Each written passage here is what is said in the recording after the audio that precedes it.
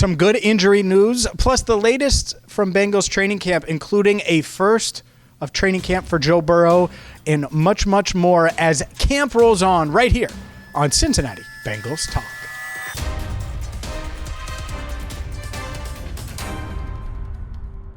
Hi again, everyone, and welcome into CBT. I'm James Rapien of BengalsTalk.com. Hit that subscribe button, ring the bell, join the 57,000 plus Bengals fans that have hit that subscribe button. Check us out wherever you get your podcast, Amazon, Spotify, obviously Apple Podcasts as well, and take us with you on the go. We get it. You can't watch us all the time, but you can listen. So check us out wherever you get your podcast. This video brought to you by AmericanHomeTech.com and Christian Husky of Sipsey Klein Realtors.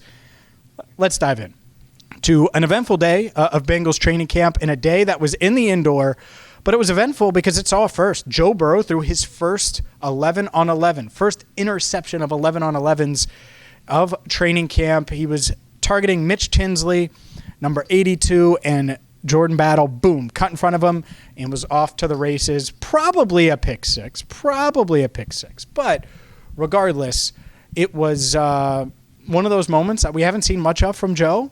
And, well, we didn't see it on the next possession because the Bengals offense got the ball on the next possession. It was a 2-minute drill, and Joe Burrow calmly found Andre Iosivas for a deep, and I mean deep, touchdown.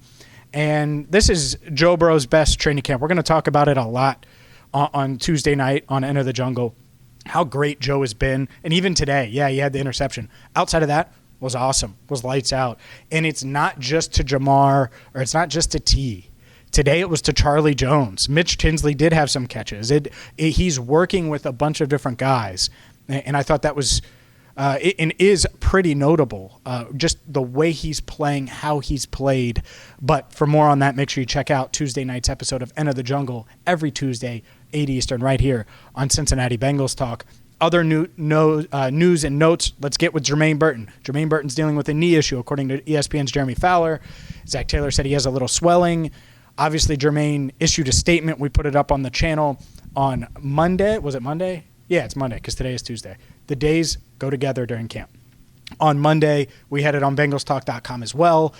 What's it mean? Well, Jermaine's nicked up. We'll see if he can go on Monday night against the Commanders. Obviously, it would be ideal for him to be able to go. He worked on the rehab field and then walked out to practice afterward and joined the rest of the wide receivers. That being said, there was a lot of really good injury news today. Joseph Ossai back at practice. B.J. Hill back at practice. Both guys getting really good reps, good work with the defensive front. And just having B.J. Hill in for individual drills, it was noteworthy. And it was really good to see him out there.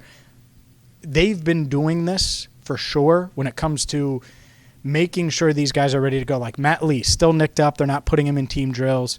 But for B.J. Hill to be back out there, to see 92 out there, really, really good stuff. I continue to be impressed by Shamar Stewart. I noticed Shamar Stewart multiple times today, whether it's with the first team, whether it's with the second team. Shamar Stewart, you just notice 97, and that is a good thing. Plenty of other notes, plenty of other things, takeaways, thoughts on today's practice. We will get to them coming up next.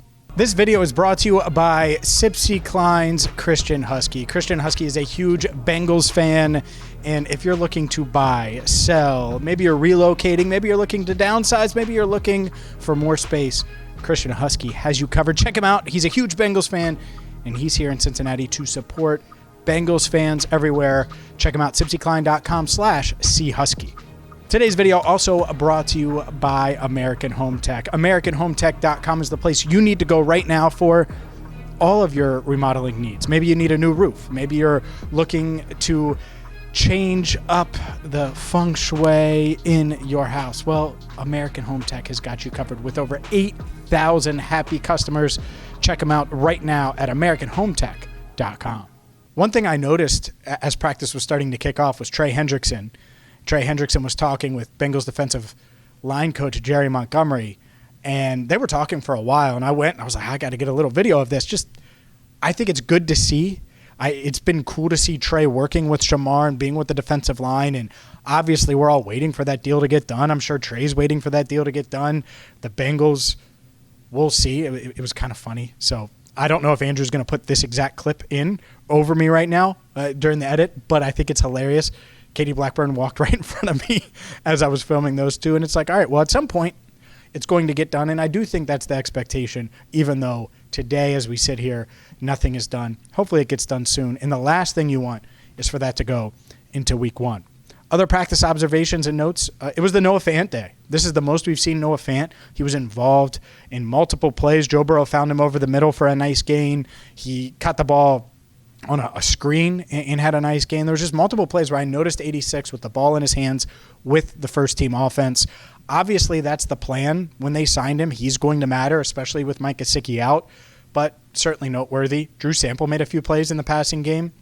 I thought that was noteworthy. And then Isaiah Williams, who we had on Enter the Jungle last week as a guest, he caught 2 touchdowns today, including a really nice one in the back of the end zone, and then another one from Jake Browning where he was able to just get loose and was wide open on a pick play on a 4th down. Really easy catch by Isaiah Williams, but made it, and it's a play you got to make. Other big plays, and I'm trying to think. There's one Taj Brooks play on the sideline. He made a really nice catch on the sideline, got both feet down. Not really sure how he did it, but he did it. I don't have video of that one, but I do have video of Samaje Perine. Could have ran me over. He didn't. I thanked him for it. He laughed, but didn't promise that he wasn't going to do it the next time, so we'll see. But Samaje Perine really running well, and I really like this running back room. Chase Brown had almost a great back shoulder catch in the end zone with Demetrius Knight in good coverage. Joe Burrow put it where only Chase Brown could get it, and Brown tried, made a really nice effort, was this close. Could totally see him making that play in season.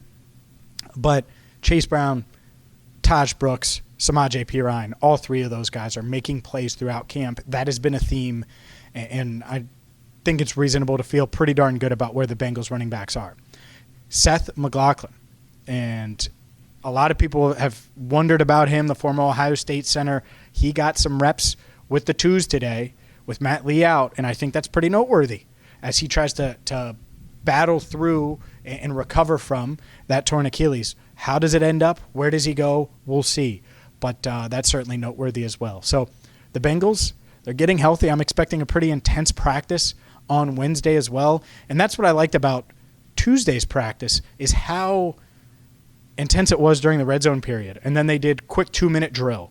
And the offense was able to get in position on both plays or on both drives. And the second one ended with an Evan McPherson 50-plus yard field goal. So pretty darn noteworthy. Pretty good session overall. The defense made some plays. The offense certainly made some plays. DJ Ivey had a nice pass breakup on the sideline as well.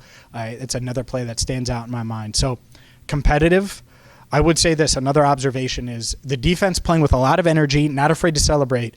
The offense, business as usual. Joe Burrow drops back, finds Andre Yosevich for a deep, deep, deep touchdown, probably the play of the day for the offense, and Andre's just walking. Meanwhile, you got Jordan Battle's interception, and the defense is really celebrating. I think that's a good thing on both sides. One, the offense has really, really, really, really, really, really, really, really high standards. The defense has high standards, but they also got to bring some energy. They got to establish their culture, their identity.